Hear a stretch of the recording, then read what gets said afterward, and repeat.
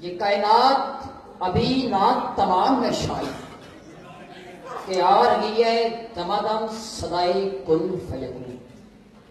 صدر جی وقار مولد سامعین کرام، ایوان میں موجود زیر بحث قرارداد کیا انسانی حقوق کی تعلیم نصاب کا حصہ ہونی چاہیے؟ جی ہاں جناب والا، میں اس کی بھرپور تائید کرتا ہوں کہ ضرور ہونی چاہیے۔ جناب والا، کائنات کا عظیم رہنما محمد عربی کے خطبہ حجۃ الوداع کے سنہری الفاظ کو پڑھوں یا کنفوشیس کے دلائل کو، بھگت کبیر کو پڑھوں، مہاتما گوتم بدھ کے دلائل کو پڑھوں، بلے شاہ کے پیغام کو پڑھوں یا بابا گرو نانک کے کلام، پیغام ایک ہی ہے۔ دور حاضر میں 30 شقوں پر مشتمل اقوام متحدہ کا منشور حقوق انسانی اور آئین پاکستان کے شکاف سے 28 تک شہریوں کے لیے ان تمام بنیادی حقوق پر مشتمل ہے جو ریاست کی ذمہ داری قرار دیے گئے۔ لہذا آئین پاکستان کی ابتدائی شکیں ہوں یا اقوام متحدہ کا منشور برائے حقوق انسانی، خلاصہ ایک ہی ہے، پیغام ایک ہی ہے کہ ریاست کے آزاد شہری کو تعلیم کا حق، تحریر کا حق، تقریر کا حق، مذہبی رسومات کی ادائیگی کا حق، منصفانہ سماعت کا حق، مساوات کا حق حاصل ہے۔ مگر افسوس، سب افسوس، اس سب کے باوجود ہم معاشرے میں جاری انسانی حقوق کی پامالی کو روکنے میں ناکام ہیں۔ نابوالا، اس اسٹیج پر کھڑے ہو کر بار بار اہل مغرب کو تنقید کا نشانہ بنایا گیا۔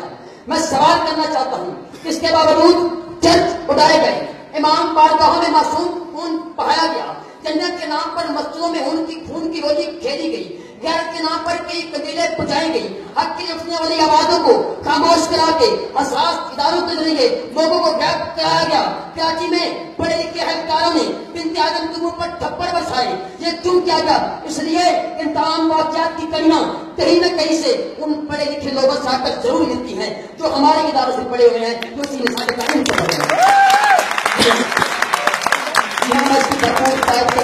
حقوق کی تعلیم نصاب کا حصہ ہونی چاہیے، جو کوئی معاشرے میں اگر انسانی صحت کو جانچنے کا کوئی معتبر پیمانہ ہو سکتا ہے تو وہ تعلیم کے سوا کچھ اور نہیں۔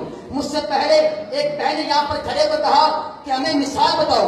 ہاں، میں آپ کو مثال بتاتا ہوں۔ ارے سنو میں سراج سے پردہ اٹھانے لگا ہوں، میں تمہارے تہار کو باطن سے ملانے لگا ہوں، ارے میں بکھرے ہوئے سمندر کو خشکی پلانے لگا ہوں۔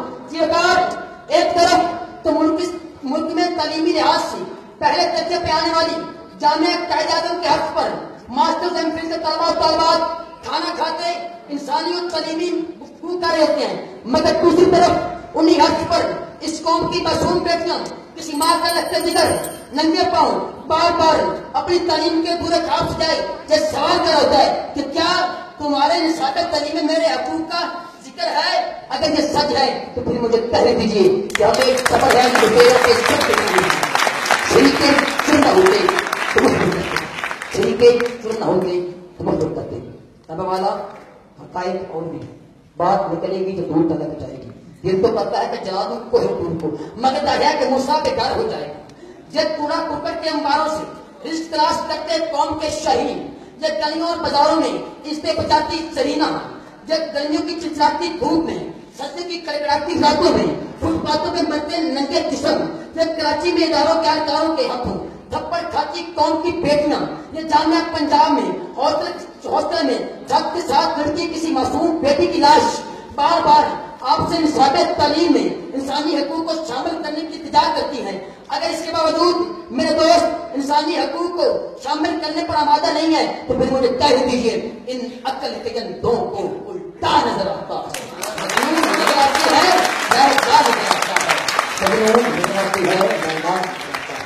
یہ بات ہمارے نصاب تعلیم میں انسانی حقوق کو بہت کم شامل کیا گیا ہے۔ ہمارے نصاب تعلیم میں حقیقی وفاداری، جمہوریت اور انسانی اقدار کو زیر بحث نہیں لایا گیا۔ ہمارا نصاب تعلیم غیر مسلموں کے حقوق پر ہمیشہ خاموش رہا ہے۔ اکثر ان کے لیے مذہبی تعلیم کی کتب کا نہ ہونا اور الگ استاد کا نہ ہونا ایک المیہ ہی رہا ہے، ایک المیہ ہی رہا ہے۔ ہمیں والا میں کہنا چاہتا ہوں، جس معاشرے کے افراد کو انسانی حقوق کی تنظیم نہیں دی جاتی وہاں شہر رہتے شمشان پھٹ کرتا ہے، وہاں کے لوگ ہاتھوں میں قلم نہیں بلکہ ہتھیار اٹھایا جایا کرتے ہیں۔ اس لیے ہمیں ہمارے نصاب تعلیم میں انسانی حقوق کی تعلیم کو اس لیے ہمارے نصاب تعلیم میں انسانی حقوق کی تعلیم کو مطالعہ پاکستان میں چند سطروں پر رکھنے کے بجائے ہمیں نچلی سطح سے لے کر اعلیٰ سطح کی تعلیم تک اس کو شامل کرنا ہوگا۔ پاکستان زندہ باد۔